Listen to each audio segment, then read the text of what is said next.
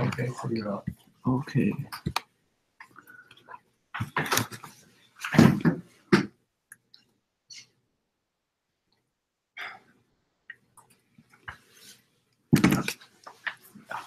Okay, sorry everyone for today. Okay, so we're gonna start.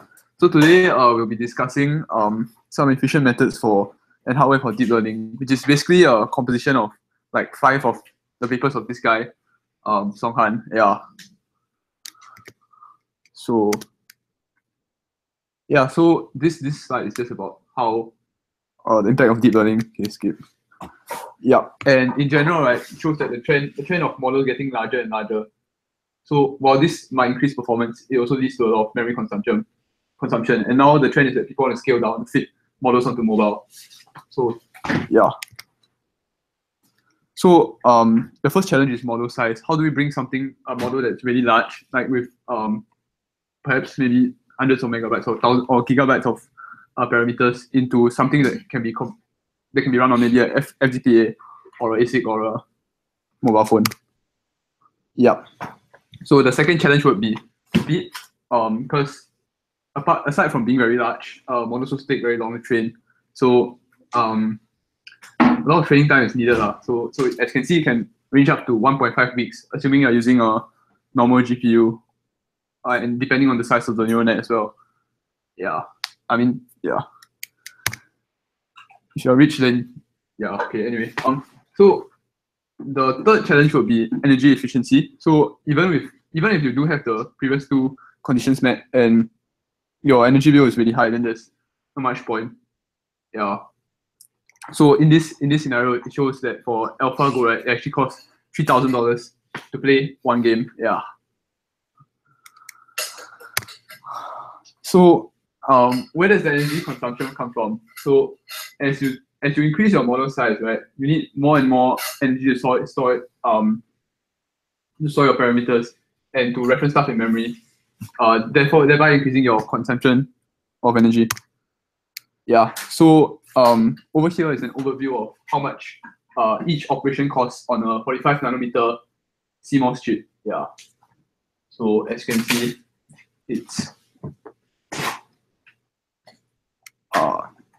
yeah. Okay, so how can we make this more efficient? So so over here, this is just algorithm. Yeah. So this guy Song Han's approach is to target a few areas. One being the fully connected layers by using something called tensor, by changing the format of the way the weights are stored into TT format. The fully connected layers can be condensed, which is what I'll go into later. Yeah, but anyway, for now, this is the different types of hardware that you might want to run your models on. So there's the CPU, the GPU, the FPGA, and the ASIC. Yeah, nothing much. So over here, he just talks about the representation of the different data formats on the chip. So you have the floating point, and just talks about the mantissa representation. So you have the exponent, the mantissa, and the sign. So yeah, so the idea here is that later you'll try and change the format during the training stage and training during different phases of training so as to reduce the amount of memory consumed. Okay, so over here, nothing much. So another way for us to reduce the memory size, the amount of memory taken up by the neural net, is to prune certain layers, which is something that you observe also in the human brain. So by killing off certain connections or certain neurons, the brain is actually still able to learn the same amount of information to roughly the same accuracy, but with a smaller amount of connections or neurons. Yeah. Okay, so over here by pruning, you can prune the connections from 60 million to about 6 million and still achieve a roughly similar accuracy. Okay, so here it just describes the various effects of pruning and iterative pruning and retraining. So just pruning alone will give you about similar accuracy to will give you lower accuracy than pruning and retraining for a top 5 accuracy loss. Yeah.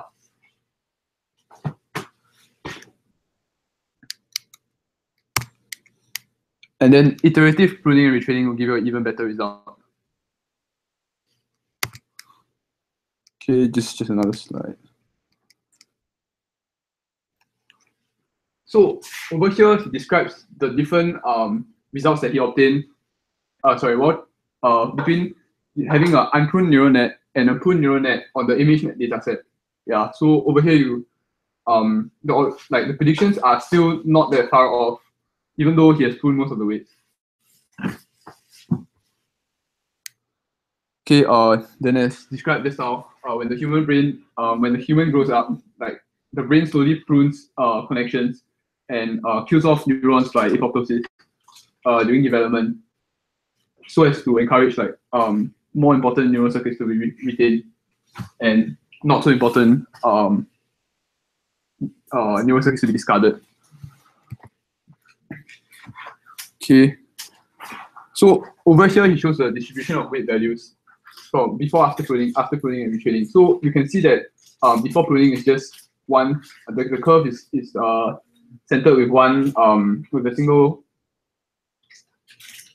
mean. But after pruning, you get two distinct components, which allows you to quantize it. Okay, so over here, this talks about training quantization. So you divide, you allocate certain range of values, and then you park a range of numbers for that particular value. So let's say 1.5 to 2.5 will become a 1, and so on. And he also talks about storing the weights in a code book so that you compress the memory even further, and you go from 32-bit to 4-bit. Yeah, so over here he talks about his quantization process. So over here, anything from 2 to I think 1.5 is 3, and then 1.5 to 0 is 2, and so on. Yeah, so the different colors here represent which quantile which quantile the values are in. Next, yeah. Okay, so later he groups them by the gradient, and he reduces it by adding up by averaging each row. Yeah, and then that gives you the average of the gradient of each row. And so after that, right, to further fine tune your aggregated gradient, right, you add by the learning rate, and you add it to the value that you get in the centroids, and that will serve as a form of fine tuning. Yeah. So this is before quantization, and after quantization, which you can see is roughly similar on both. Yeah, which you should expect. Okay, so this slide just shows in his paper when he was talking about 2 bits effectively. Yeah. How many bits you have per weight in the fully connected layer. Okay, so by combining pruning and training quantization, you get better results with a smaller network. Okay, so Huffman encoding, yeah, users. Yeah. So after doing all that, right, you can further use Huffman encoding to encode the connections, or even hash them. So using you hash the connections into different buckets to further reduce the size again.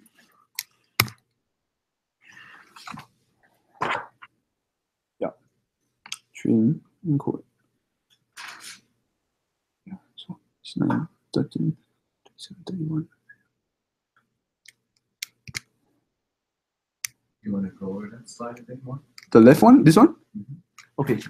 So on this particular slide, it describes the whole overflow of how you can compress everything effectively. So you start with an original network, and then you start pruning the connections, and then you retrain again, and then you prune.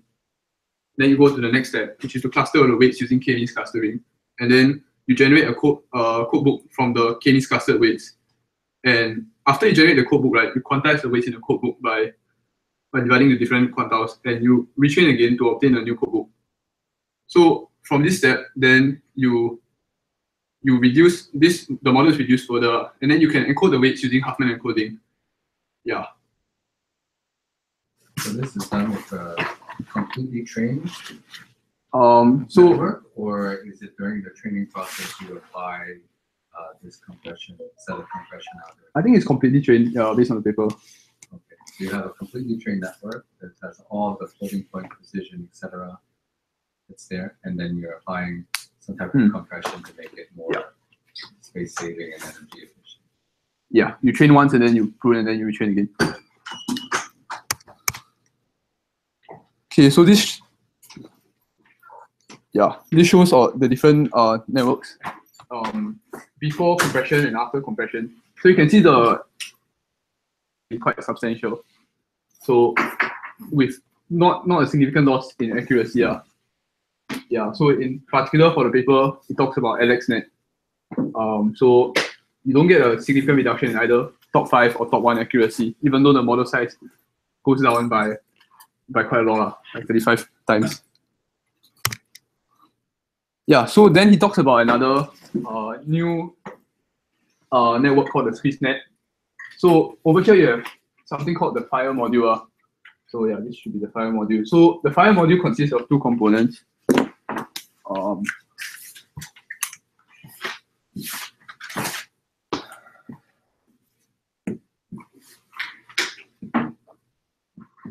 Oh, actually it's drawn here. Yeah, it consists of a squeeze layer and an expand layer. So the idea is that in the squeeze layer, instead of using 3x3 convolutions, right, 3x3 filters, you swap everything out to a 1x1 filter, which will squeeze the weights of the network.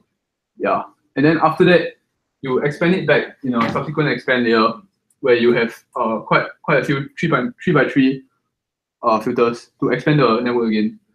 And through this, it leads to a much smaller network and not significantly reduced performance. So they have this metric which they call the squeeze ratio, which is the squeeze ratio refers to the ratio of the amount of input channels to the squeeze layer over the amount of output layers coming out from the expand channel. So a squeeze layer, depending on the squeeze ratio, you'll get differing results. If I'm not wrong, in the paper they tested 0.25, but as you increase the squeeze ratio, it increases performance. Yeah. Oh, so this is the squeeze ratio, and then as you can see, the top 1 and top 5 accuracy for a LXNet and the SqueezeNet is not that different. Yeah.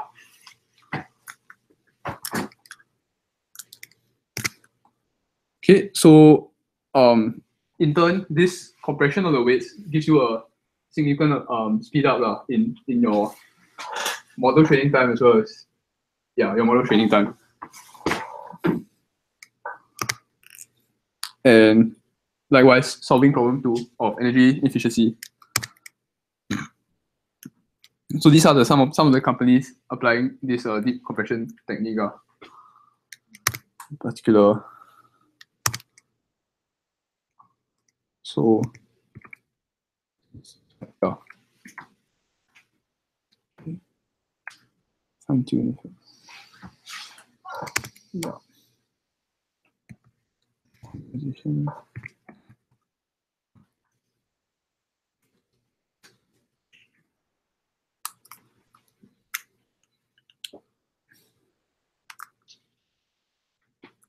Yeah, so for this, he again just continues about quantization, and how choosing the radix point in the multi-cell representation can affect the size of your network, and about fine-tuning, how you fine-tune the radix point position.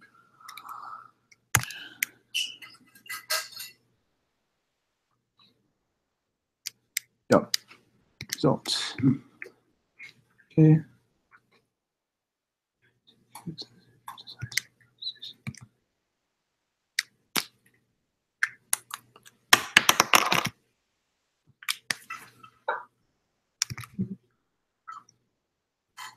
You're going to discuss this? This part? Mm-hmm. Okay. Were you assigned to discuss this? I think so, yeah. Okay. I'll just confirm. Okay.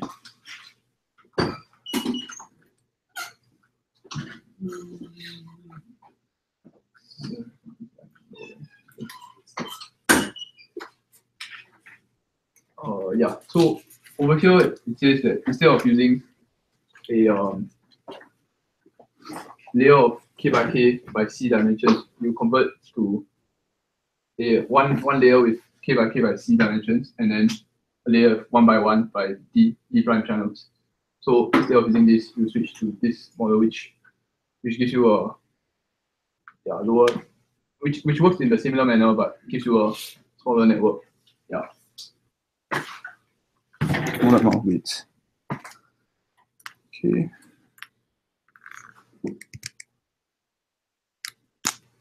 Yeah, so over here he discusses in his paper about mapping from row and column indices to a tensor, ternary tensor format, TT format. I cannot remember the exact representation. So this TT format for the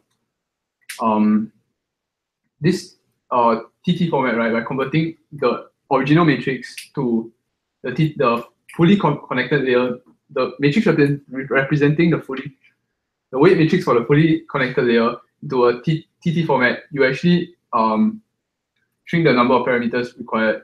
Yeah, because you compress. Yeah, because of the explanation in the previous slide. Wait.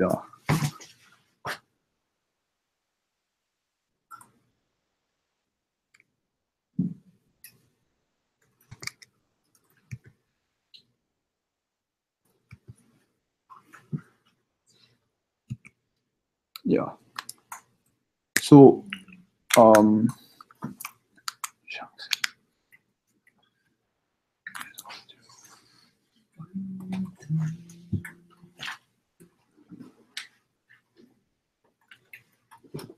Yeah, so over here it talks about the binary and ternary net. So in the binary and ternary net, you have -1, 0, and 1. Then he goes on to say that most of the parameters are 0. So by noticing that, you can actually prune out a substantial amount of the zero value weight.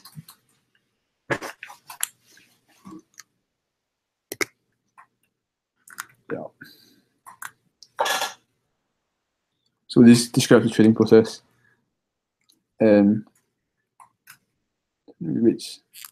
Yeah, the distribution of the weights as you train over time. So the red line is the 0 line, and the other 2 lines are the -1 and 1 line.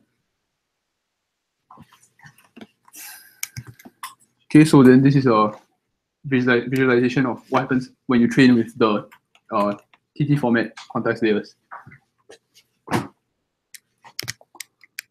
Yeah. And this is the error rate when you when it's tested on the ImageNet dataset. So the TTQ dataset is highlighted in over here. Yeah. Orange.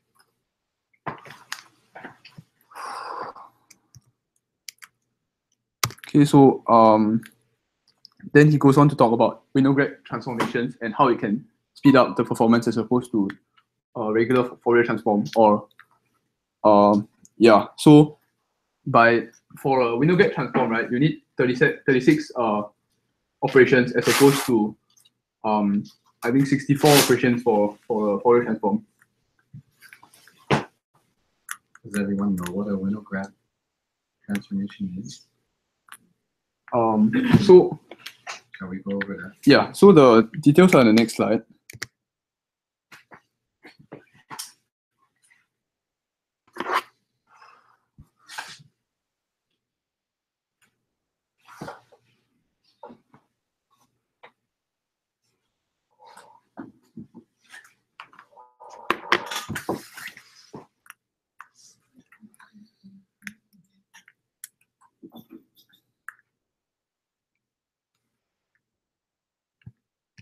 Okay, so yeah, good.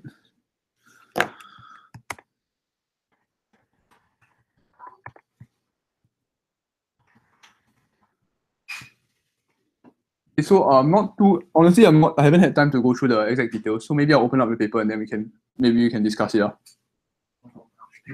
Yeah.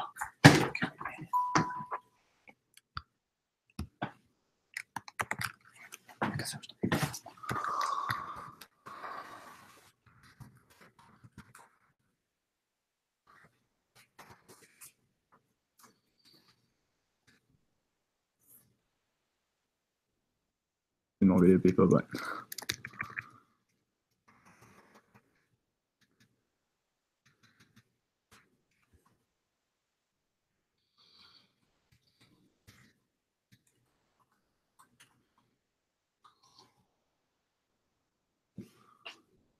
is it?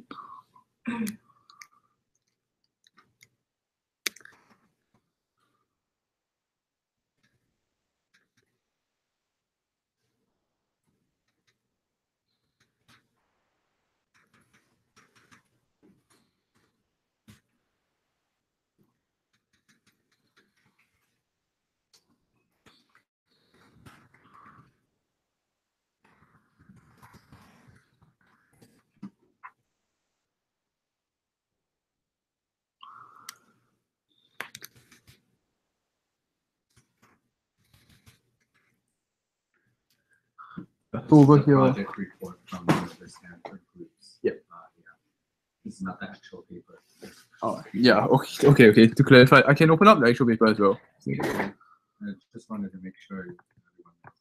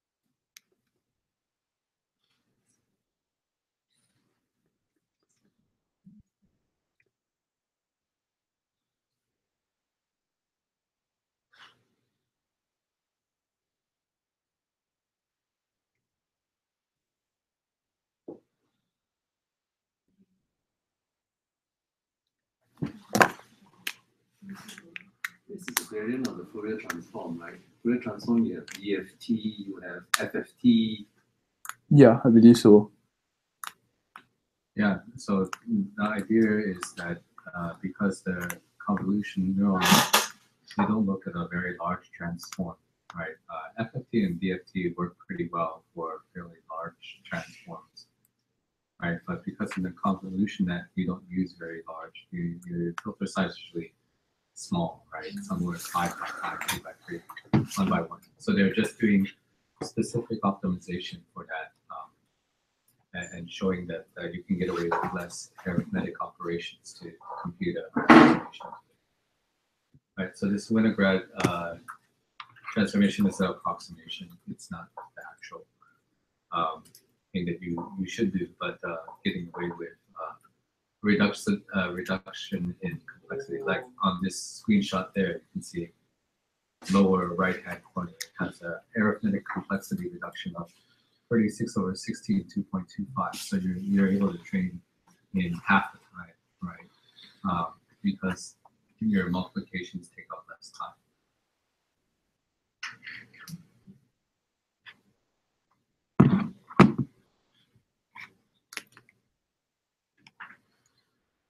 So we can try to read through the math if you guys like, to understand what's going on.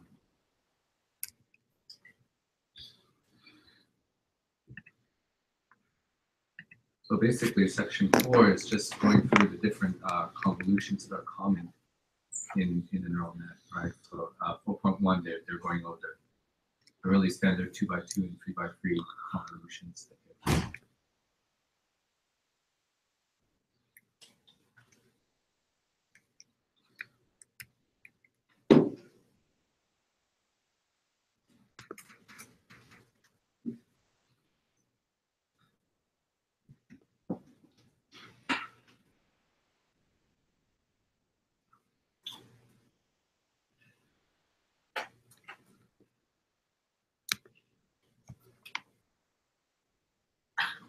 Does anyone else want to add anything?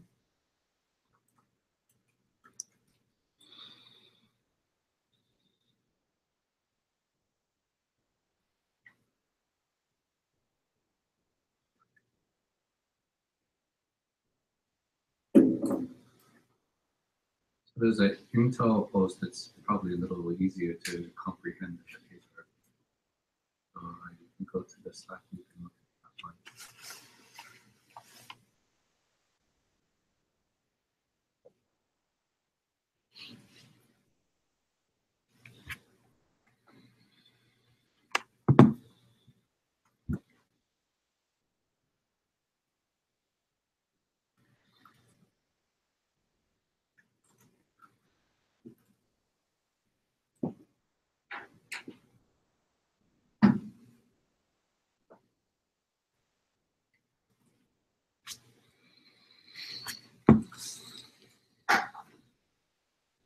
So if you're on the Intel page, they actually step through pictorially what they're doing to do that. And I think it's interesting because their transformation is not just over one example, it's over a mini batch of examples, right? So you typically have to calculate the convolution for a single example to create all of the filters, right? The activation maps. But typically you do that for a whole mini batch, right? You don't just do it for a single training example. So the idea is to take advantage of the fact that you're doing several of these convolutions all at once and to approximate their output in one go.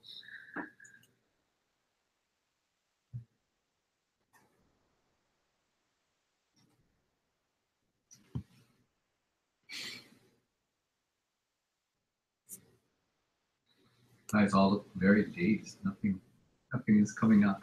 Anyone want to comment? No? End of the semester blues?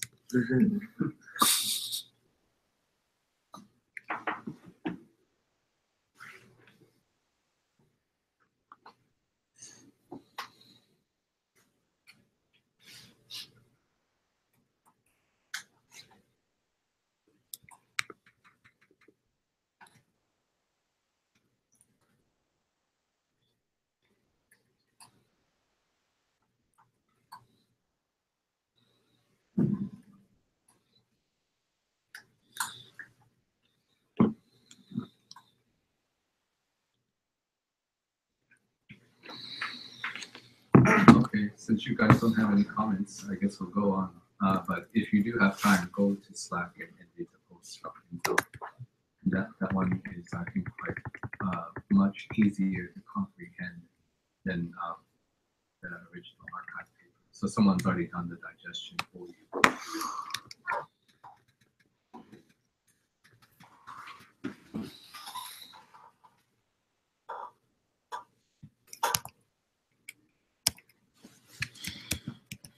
Well, this guitar is no more good. Do you want it?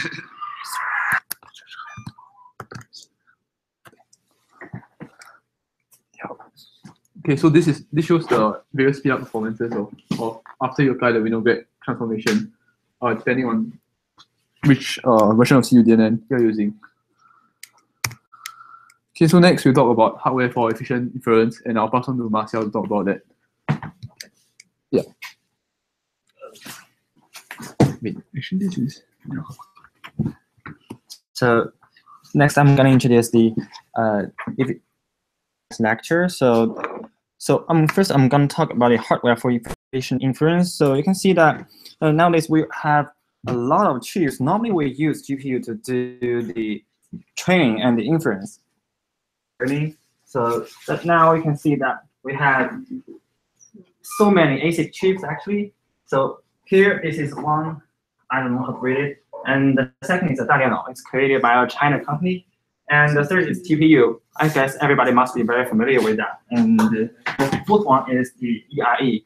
It's a chip designed by the author, not the speaker. And so firstly about the Google TPU, you can see that the TPU is actually a ASIC architecture, and it's specifically designed to for the deep learning. It has some parts can directly calculate matrix multiplications, and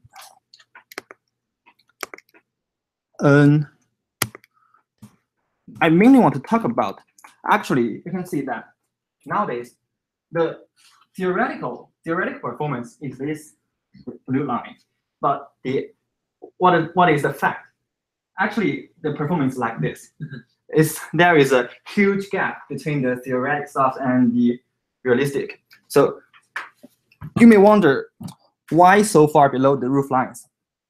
That's because every time when you do the training and the inference, you have to load the data into the memory. The communication between the CPU and the GPU, it will cause a huge latency. And that's why the roof lines comes from. So the idea to solve this is to use the contrast model. And that's Joe has introduced previously. And so in order to use these contrast models, we have achieved a huge improvement on the performance, but can we further improve or speed up the training, the inference? So the idea is to design a hardware that can directly do the inference. So now I'm going to introduce the EIE architecture. This is an architecture designed by the speaker Han Song, and so it's like this. So previously, I think Joe has introduced that the idea of the compression model is that first anything times with 0 will equals to 0, right? So we can simply skip it. We don't have to compute it. We don't have to store it. We'll simply skip it. So, and the second is we do the weight sharing. That means we don't need that accurate representation of the weight. 2.09, 1.92. So this can be approximate to 2, simply.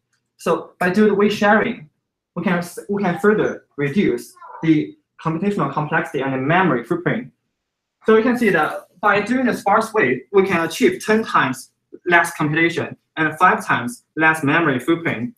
And by doing the sparse activation, we can achieve 3 times less computation. And by doing the weight sharing, we can achieve 8 times less memory footprint. It's a huge speed up compared with the original model. So this is how it works. Let's see. First, the first element of the vector is 0. So we skip it. We don't have to compute this one times with the first column, right? So we simply skip it. And for the next element, it's non-zero. We go to think about further. To think about the non-zero weights, we only have to consider the non-zero parts. And the third one, 0, skip it. And the last one, non-zero. So we're going to consider those non-zero weights. So right now, there is another concept called the PE. The PE is called the processing elements. The processing elements actually refers to, it's because that every time when you do the computation, you have to load the data into your memory, right? You have to load the data in, more specifically, you have to load the data into the SRAM. The size of the SRAM is, so every time you cannot load too much of data into it. So you have to split it into two parts. At first, we're going to consider the first 4 PEs. And next, we're going to consider the other 2, the last 4 PEs, and there is another 2 non-zero weights. So, and then we can get this vector, and after the ReLU, this is the final result. So this is the idea of this architecture. So for the EIE, we first load a compressed model, then we do the we calculate the matrix multiplication like that, and we also use an index that is to, for example, use the 4 bits to represent the weight to index the weights. There is a lookup table. You can look up the weight stored in your memory by that index. Okay, so this is the idea of the EIE architecture. If you are more interested, this is more about the hardware. It's too complicated. So if you are more interested, you can refer to the original paper to get more information. So the EIE can achieve a huge speed up compared with the original CPU. You can see that it can achieve 189 times faster, 89 times. Also, and for the energy efficiency, it's almost 30,000 times better. So this is a really good architecture. But the EIE is actually an ASIC architecture. That means it cannot do the general purpose computations. For example, the CPU and GPU we normally use, this is general purpose processors. They can handle many tasks. But as for the ASIC architecture, these chips, they are specifically designed for the deep learning. So they cannot handle any other tasks. But they can, since they are specified on a specific problem on a single thing, so the performance is definitely will be better. And EIE compared with other ASIC chips, the performance is still better. And the energy efficiency, you can see that it's still a huge improvement. Is there a comparison with TPU? A TPU, and this is the author haven't compared with the TPU here, but later I will introduce the TPU, the comparison between the TPU and the newest NVIDIA chip.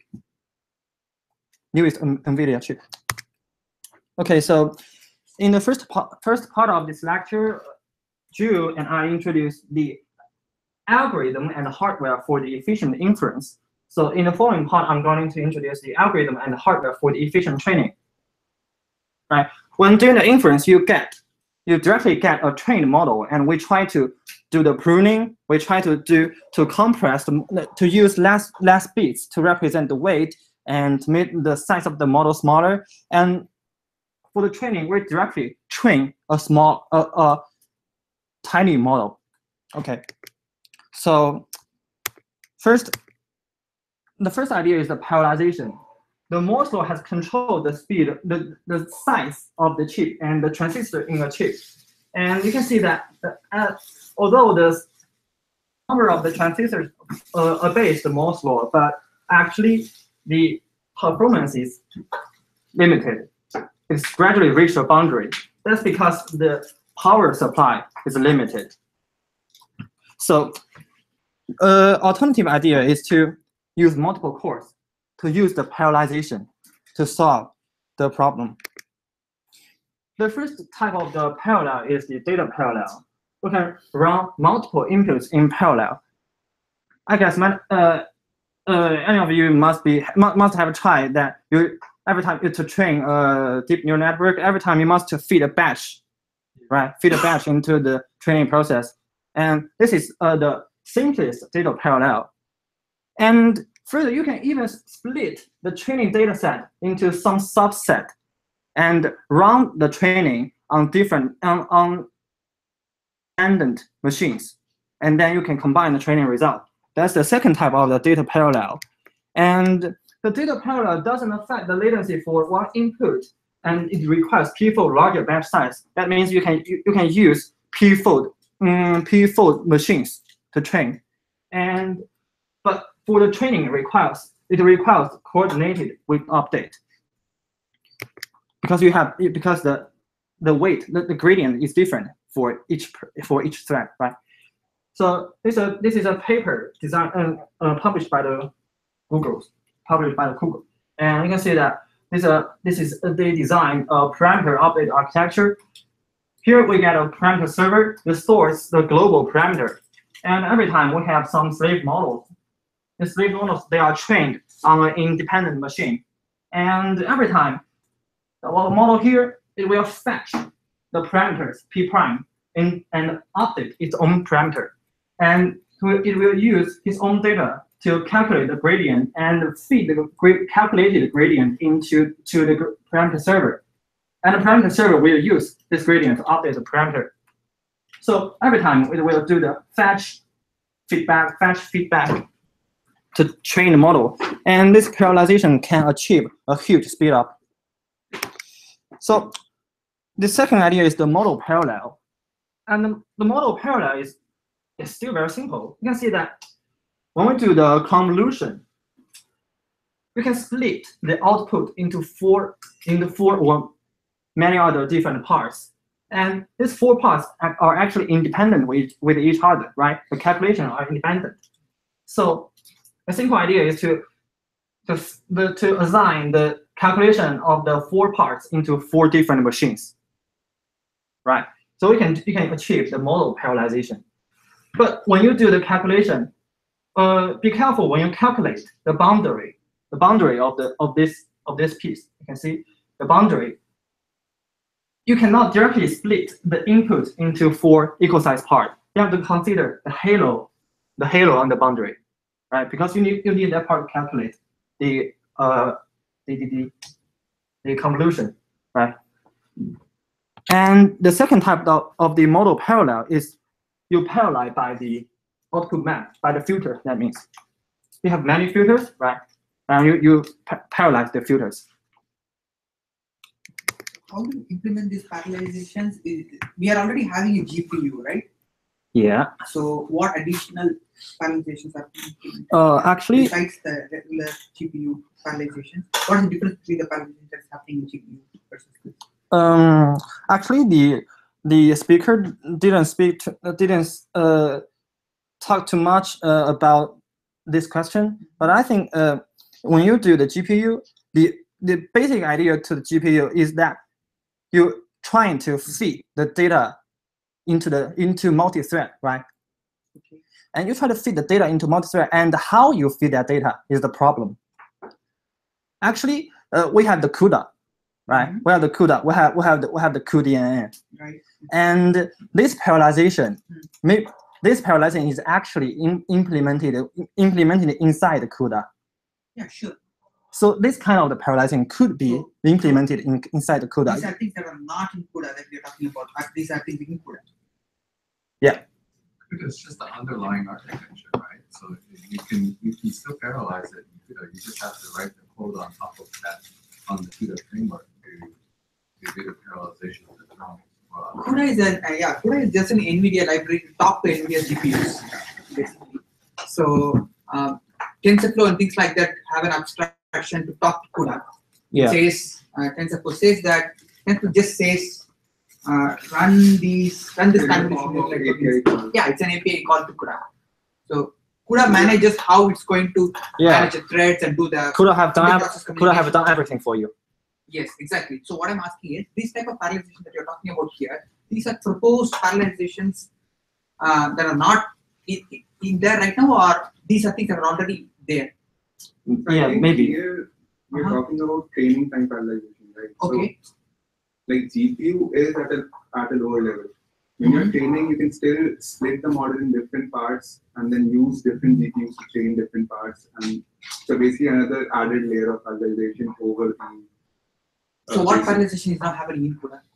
Hmm? What type of parallelizations are happening in CUDA? I don't know. Maybe you can refer to the documentation of CUDA. So I basically, think all of it is being carried under CUDA, right? It's just that under the higher level abstraction, instead of using Keras or something like that directly, you have to code some intermediate code that is going to do the parallelization for you at the kernel level, right? So you're saying I have a bunch of filters, each one is a kernel, right? And they all have to do the same thing. They have to do some correlation, right? 3x3 correlation or whatever. And so I'll just write it as part of the code that's in my framework, whether it's TensorFlow or Keras, to send multiple filters all at once into CUDA. I think they're still using the CUDA library, and CUDA is still deciding where it's going to place all the coefficients where, right? So I don't think they mean to rewrite CUDA, but I'm thinking the layer on top of CUDA is what. So these are things that are done on top of CUDA, additional parallelization that could be done on top of CUDA. So these types of parallelizations here that they're showing are similar to Hadoop MapReduce type. Yeah, exactly. Parallelizations. Yeah. Like we saw the previous Previous slide slides, where Previous they slide. were doing the convolution and then splitting it up into different parts, like the slide before this one, right? So you can split up the calculation of the activation map, send it to 4 machines, right? It's and just because that the 4 really machines have to have slightly overlapping values. That's what you were mentioning about the halo, so that you can get the actual value without padding, right? You have to include the padded values. So you send each of the machines a slightly enlarged set, instead of 1/4, 1/4 plus whatever the padding window is, and then you have each one of those machines chug through that. So that just needs to be written in some software library. That's on top. Actually, I think many of the techniques have been embedded in CUDA actually. Already included. Yeah, CUDA has the newest version of CUDA is CUDA 9, and I at the last part of the lecture, the speaker introduced a newest feature of CUDA 9, and it's written in paper, and CUDA 9 has adopted. So I guess maybe such kind of the optimization is already in CUDA, right? Yeah, that's what I thought. So yeah, it's already in CUDA. Right. Maybe they simply when you do the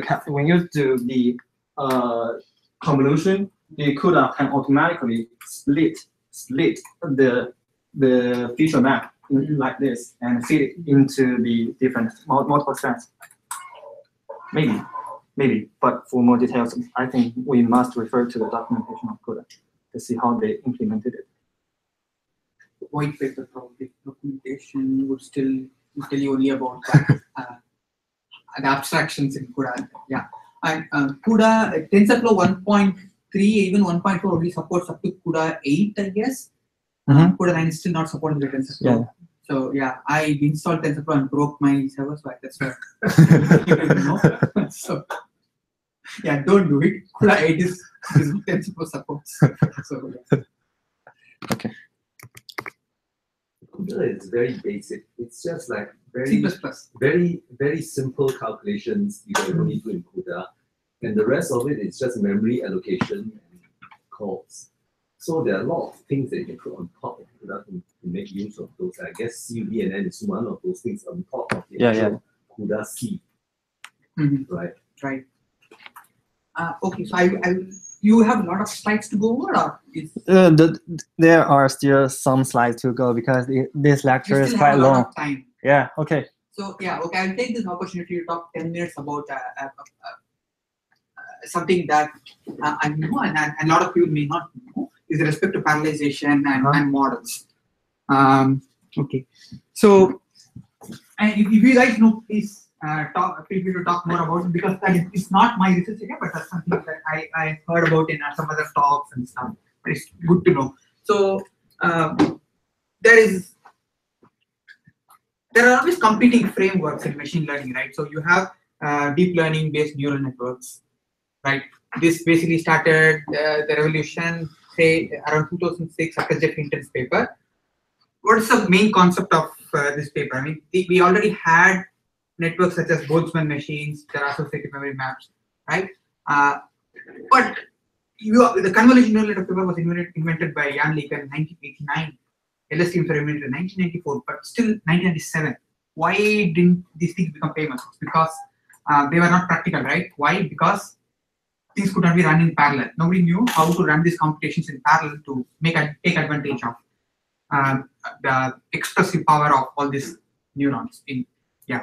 So this changed because of parallelization, basically because of CUDA and deep NS, right? So during this period when nobody was using neural networks, Bayesian frameworks were preferred because they had enough expressive power, and you could so Bayesian networks, just like neural networks, have this kind of conditional probability distributions and joint probability distributions that could be represented as a network. Right? Yeah, Bayesian belief networks and things like that. Yeah, you are basically representing a joint probability distribution, conditional probability distribution as a network, right? And then you use a lot of inference algorithms, MAP, to infer this, right?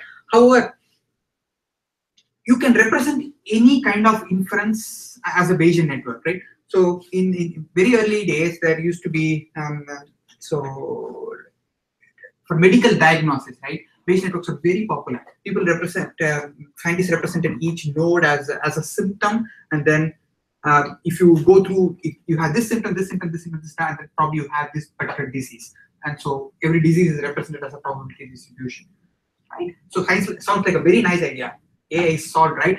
However, the size of the Bayesian network is just simply too large, and as you know, the joint probability distributions have no order, right? So let's say a joint probability distribution with variables x1 through xn, you can represent this in any different form, and it would still all the order doesn't matter, right? So because of this, the number of possible combinations and distributions that you need to compute for each Bayesian network is exponential.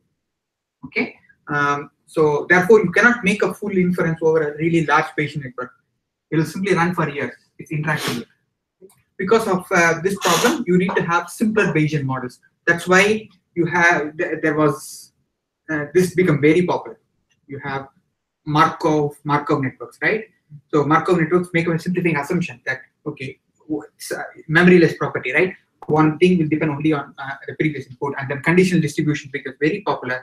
So you had Markov networks, MRFs, right? Markov random fields, and then this was further refined to a very major paper, one of the landmark papers in the past decade, conditional random fields.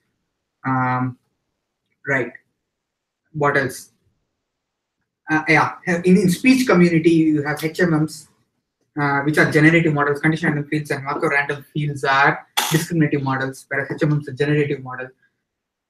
This worked very, very well in the speech community. I mean, people thought that speech problem would be solved with HMMs, but then until deep nets became popular, right? Right. So now, what's the problem? Now, after deep nets came around, we have ditched this framework completely, right? So if this can be parallelized, why can't you parallelize this, right?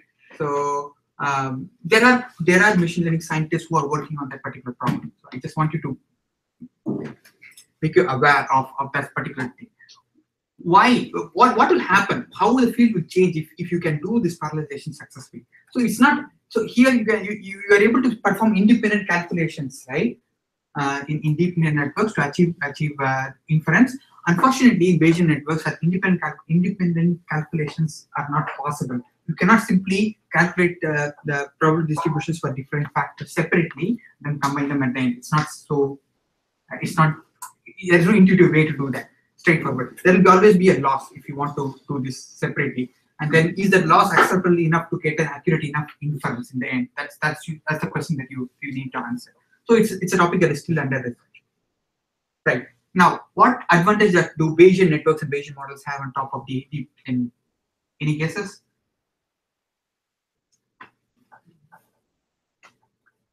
The models, at least at the higher level, right, are completely interpretable, right? So each of these nodes are not just random weights here. They are random variables, right? So this is actually a symptom. This is a symptom, and then finally you can represent the disease as a random variable, right? From this distribution over a set of diseases, right? So if you can parallelize this, then you have solved the interpretability problem. And machine learning models here are much more interpretable. And if they're going to be as powerful as neural networks, then you ditch this and go here, right? So there is always a possibility of that happening. So I just want you guys to be aware that something might happen. I really hope that Bayesian models do come back. Thanks. You can continue with the lecture.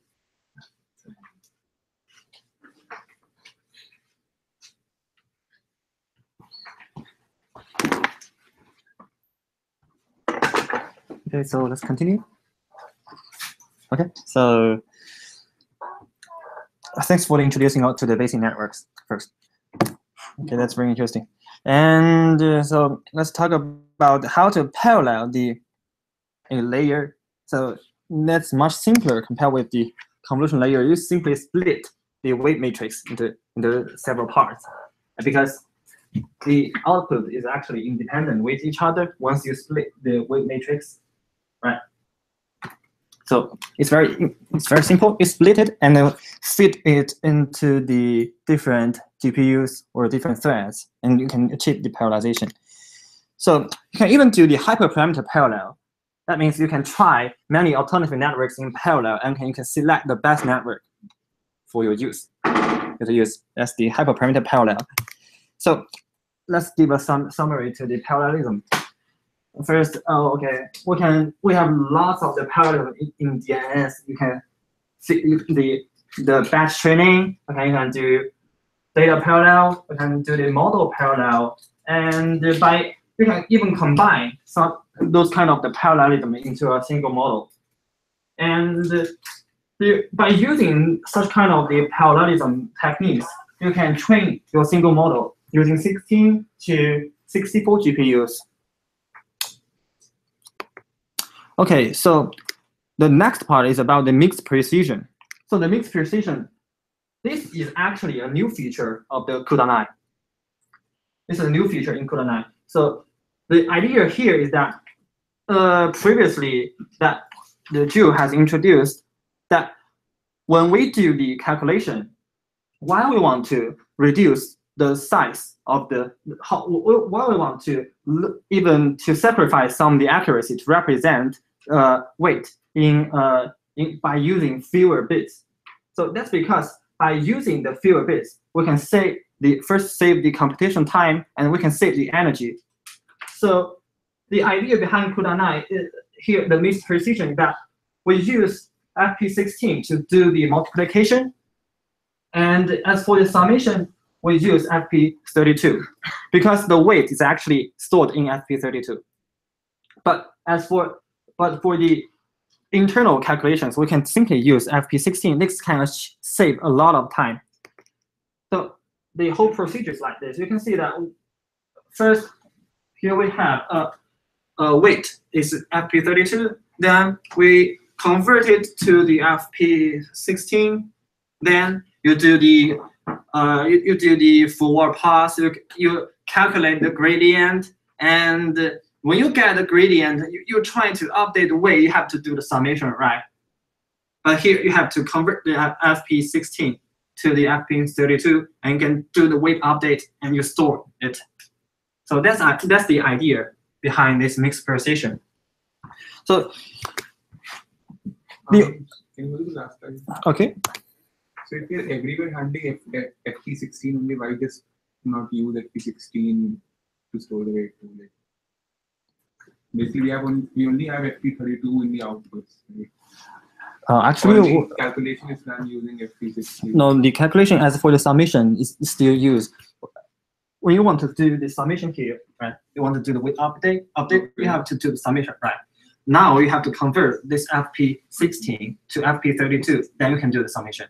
And then you store the weight in your FP32.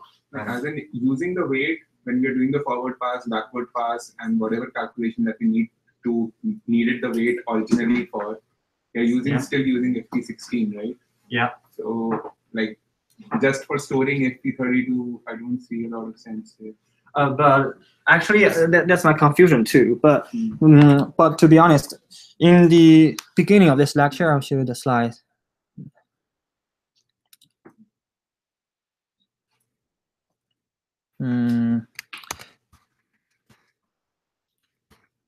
Okay, let's see this slide.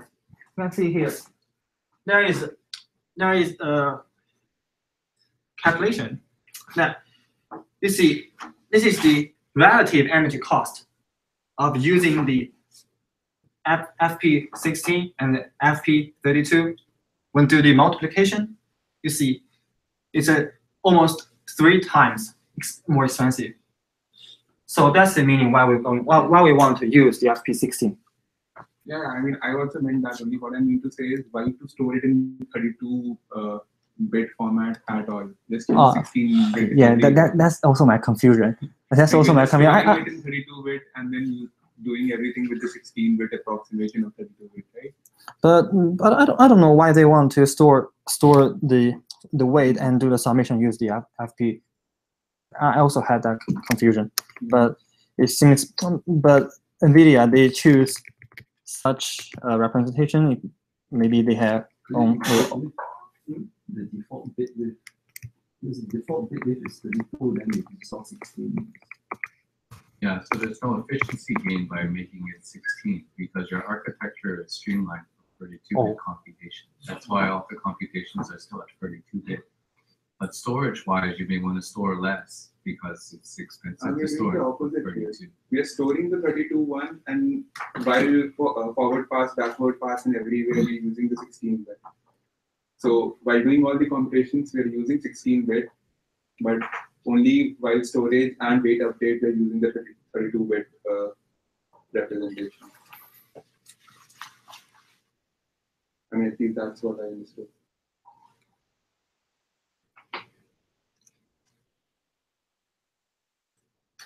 This is just a recommendation, right? It's not. It's a recommendation to save power and save and make things easier, right? As opposed to something that will totally degrade the performance of the system. Otherwise. Yeah, exactly. It won't degrade the performance. It won't degrade, right? It won't degrade the performance. So But I thought on that slide, you were talking about their distributed architecture where they have a parameter server, right? So their parameter server is aggregating updates from many different slave servers, which are doing mini batch training on several examples, right? So the top part of the slide is all done by a slave unit that's doing training over some set of examples, right? So they can be lower precision because they don't need to have great precision on individual instances, right? But your parameter server, if possible, should use a higher resolution because you're aggregating a lot of these weight updates for different machines. That's how I understood this. Does that make sense?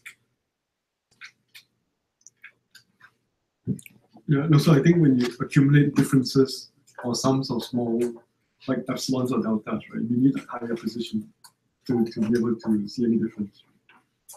I mean, epsilon plus epsilon or epsilon minus epsilon, you need the next level, otherwise you just be nice. yeah. Yes. Okay, so actually such kind of implementation won't downgrade the performance. You can see that they use this is actually a new feature in the CUDA 9. So they use CUDA 9 to train the inception net. The performance is actually almost the same, and they train the ResNet 50. Actually, you can see that the green curve here is the CUDA 9, the mixed precision one, So sometimes it's even better. Sometimes it's even better. And this is the result. Can skip it. Oh, yeah. This is the result. It's cheaper and it's better. It's not bad. I mean, so the third efficient training algorithm is called the model distillation. I think this one is very interesting. And this is actually a paper from Hinton in 2014. And this distillation, model distillation means that I think you guys must be very familiar with the model ensemble, right? The model ensemble, we have multiple models, and as for the final output, we take an average of the models and get the result. This can help us to sometimes get a better performance, right? But now that ensemble model, they have a problem. It's too cumbersome. Whenever we want to load such a model into the memory, there will be a challenge.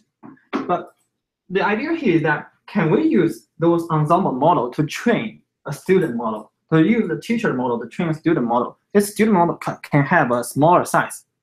So this is the idea of the model distillation. So when we want to do this, normally we train the network with the original hard target. That means, for example, you get an image. You want to recognize whether it's a cow, dog, cat, or a car, right? And if it's a dog, it's a one hot vector. You get one here, and this is the output of the geometric ensemble or your ensemble model. You want to use this ensemble model to train your student model, right? But the ensemble model is the performance of the ensemble model could be very good, especially on some small data set, for example, the CIFAR-10, right? Performance could be very good. So it has 90% sure that, okay, this is a dog. But this actually can lose we can lose some information. That's because, for example, here, the cat and the dog, they share some similarities. They are small and they have 4 legs, they are cute, right? These are the similarities shared by a cat and a dog. But if you do this, you're totally lost this kind of information. So this paper they produced to soften the output of ensemble. They reduce the weight like this, and you can see that the probability of this picture being a dog is still higher than being a cat. So the final result is good. It doesn't hurt the performance, but it's loosened, it's softened. So this can provide more information. When we do this, we simply have to change the final layer of the ensemble model. Normally, we use a softmax to do this, right? Here, the t equals to 1. It's just a standard softmax, right? But if the t refers to the temperature. If we increase the temperature here, you will see that the probability will decrease, right? So that's how we achieve this soften operation. Then we can use such a softened probability to use this softened probability to train the student model. So you can see that the result is like this. We'll start with a trained model that classifies 58.9% of the test frames correctly, and the new model that converges to 57% correct, even when it is only trained on 3% of the data. That's really good, I think. So this is the model distillation. And the last part is called the DST, dense sparse dense training. This is a paper from the speaker, and previously we have learned the pruning, right? We pruned a dense network into a sparse network, and this sparse network will have the similar performance compared with the dense network. Right now, why can't we redense such a sparse network to increase the capability of the network? And we want to see that whether such kind of behavior can achieve a better performance. And the idea is like we learn the trunk first, and then we learn the leaves of the tree. So the result here is very promising.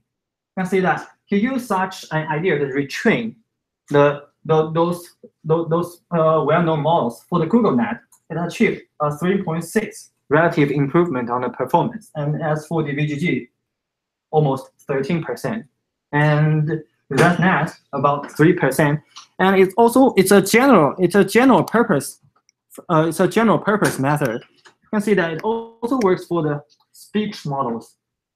Achieve improvement on the neural talk and 5%, 7% for the deep speech. So, and Hanson has also released this DSD model zoo on his own GitHub page. You can, if you're interested, you can refer this model zoo. Yeah, there are a lot of the DSD trained models. So let's see how the performance of this model. You can see that in this figure, I don't know whether you can see it here. It's actually a girl swing on swing. Right? It's a quite challenging task for you to do the image caption. But let's see the baseline.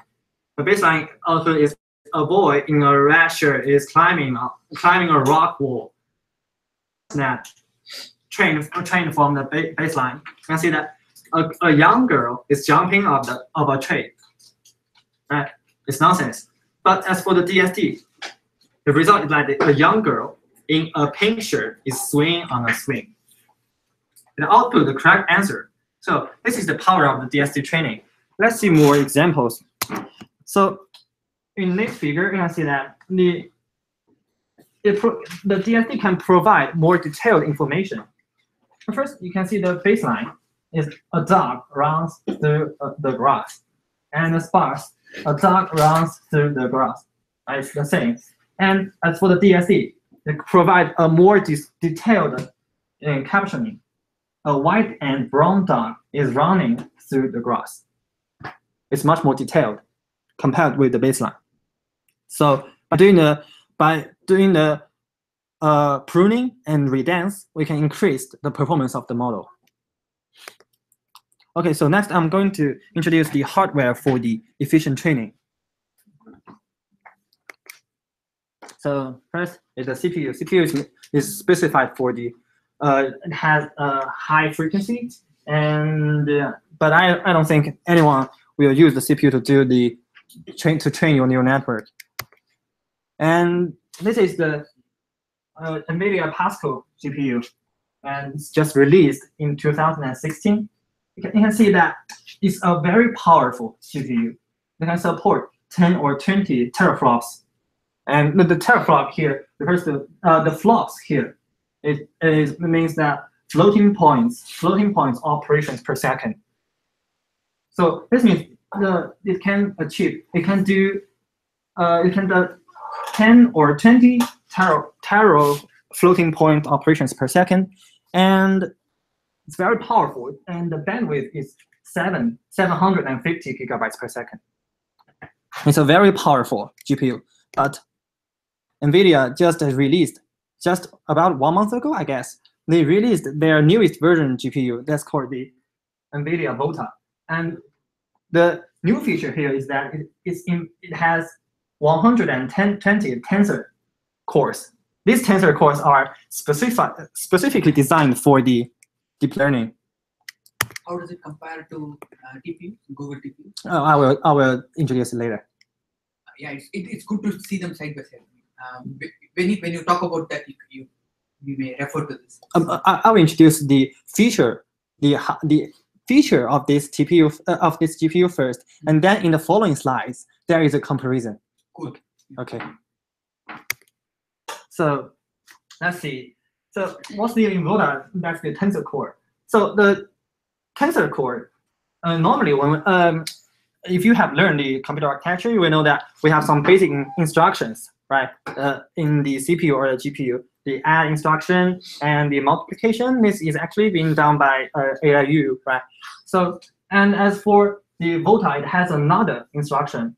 This instruction can directly calculate a matrix multiplication of the 4x4 matrix and a summation just in one clock cycle.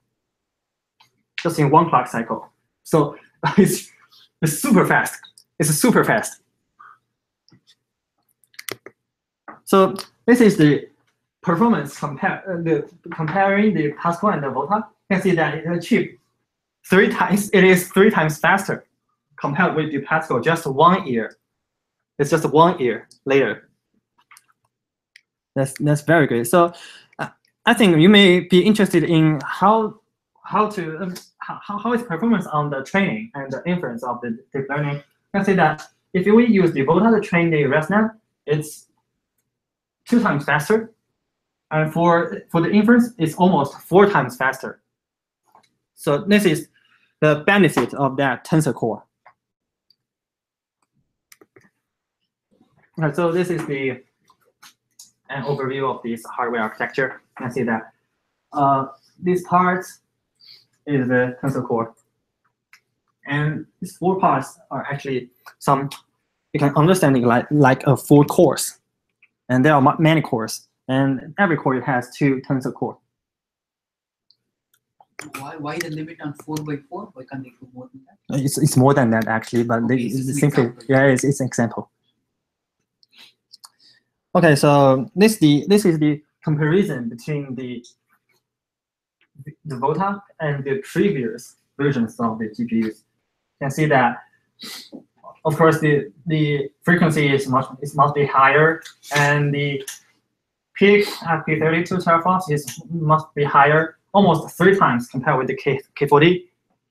And most importantly, that I support has a tensor core here, and larger memory size, and okay, so more transistors, whatever, the larger die size.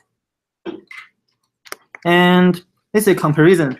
This is what you want, the comparison between the GPU and the TPU. But to be honest, it doesn't have a comparison between the Volta GPU and the TPU. They only have the comparison between the K80, because that Volta GPU is just released. Right. So the speaker said that he actually asked the presenter of the NVIDIA to send him these slides. He directly used these slides in his lecture. So there is no comparison between the TPU and the Volta GPU. So I'm more interested. So I know that the Google's TensorFlow TPUs. I listened to their architecture talk here in Singapore. So they also talked about this tensor processing unit where they do multiplication directly on hardware. So I wanted to see the comparison between NVIDIA and their TPU. Maybe later. I guess some university or the NVIDIA, they must release a comparison. Yeah, I'll Google it. I'll post it on Slack if I find it. Okay, so you can see that the TPU compared with the GPU right now, because it's the first version, the version 1 of the Google TPU is actually released in 2015. Every second it can do 1 inference, and but for the P40 it's 2x inference. And as for the inference, you can see that it's actually use 90 int 8 number. In number, this is the limited the size of the weight. It only use 8-bit to represent it. That's why they want to save the computational time and the energy. So you can see that the most different part is the energy here. The GPU is the power consumption is only 75 watts, and as for the P40 is almost 4 times. Right. AlphaGo thing uses TPUs? I don't know. Zero. Zero uses TPU. Yeah, uses the people. Yeah, they said some $150,000 just to rent the monster. That's electricity. Yeah, that was the rent bill for TPU. Rent. I see. They use Google TPU. It is available in the papers. Okay. So this is the Google Cloud TPU, and they have built in the cloud center. They have a TPU pod, and that is they have seen before. Yeah, they have combined multiple TPUs into the single machine, and you use those TPUs to train your model. If you normally this here is an example. One of our new large-scale translation models used to take a full day to train on 32 of the best commercially available GPUs. Now it trains to the same accuracy in an afternoon using just 1/8 of a TPU pod. That's the TPU pod. So it's super fast. Okay, so that's all for today. And there's some future works. Okay, that's all for today. Thank you. Thanks. But the problem with TPUs is that it integrates with TensorFlow only. Yeah. It doesn't integrate with PyTorch. Yeah. One of my lab mates using question answering, large recurrent neural network models for question answering. He said that PyTorch is actually much faster than TensorFlow though. But I don't know if you used it. TPUs maybe the performance is the same, but it's really large. I mean, his model takes 8 hours to train on TensorFlow, whereas it takes 2 hours to train on PyTorch. So yeah, it's significant. The TensorFlow API is terrible. It's extremely hard to use, and actually the PyTorch is much better when handling the dynamic graphs. And TensorFlow I guess they just added this feature into the newest version. Right. So but it's still on the development. Eager mode. Yeah. So yeah, it's released now. It's official release 1.4. It has eager mode. Yeah, it's extremely slow. It doesn't improve on the speed part though. But it's much faster. Actually, static graphs should have been faster. Dynamic should be lower, right? But actually, I think because I love PyTorch, and I also compared the performance, the speed of the PyTorch is for sure. Yeah, it's not slow. It's not as slow actually. It's not slow actually. Yeah, PyTorch is actually faster than And there is one more architecture called Dynet. I think I told about the class something back. It's from CMU. It's specifically designed for natural language processing. It supports recurrent neural networks architectures better. It's even much faster, 3 to 4 times faster than PyTorch. Yeah. So for the diagram just now, right, the update.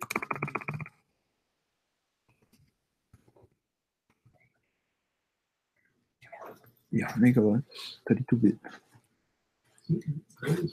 For NLP, specifically designed for NLP. So I guess is that it will be designed more specifically for recurrent neural networks. Unfortunately, it's not on Python. That's the problem. It's the Dynet is Yeah. So for this particular part, right? What the paper says is that it needs to be FP32 because if not, like when you update it, sometimes the weight update might be very small. So if it's FP16 and not FP32, then you lose out on having that weight update. So it's similar to what we said.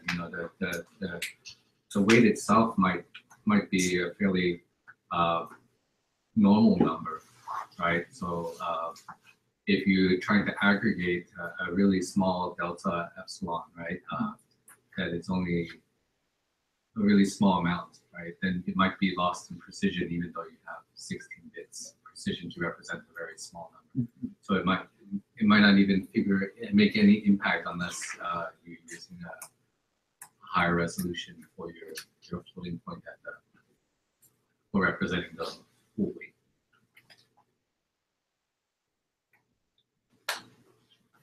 Okay, so we've come to the end of our course. I want to thank all of you for participating. So tomorrow is really the last day of the course, so I hope you will show up and give everyone a thumbs up for all of their hard work in the project. And that's all. So see you tomorrow.